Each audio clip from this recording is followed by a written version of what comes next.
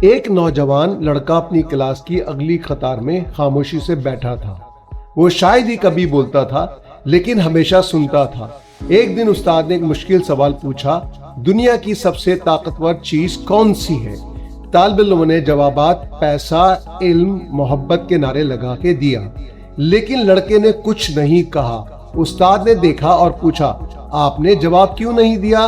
لڑکا کھڑا ہوا اور آہستہ سے بولا، کیونکہ سب سے طاقتور چیز خاموشی ہے۔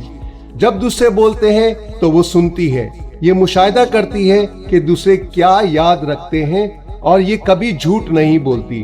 کلاس خاموش ہو گئی۔ استاد نے سر ہلایا۔ بعض اوقات کم بولنے والے سب سے زیادہ سمجھتے ہیں۔ کہانی کا سبق: حکمت چیخنے سے نہیں ملتی، یہ صرف اس وقت سنتی ہے، سیکھتی ہے اور اس وقت بولتی ہے جب یہ اہم ہوتی ہے۔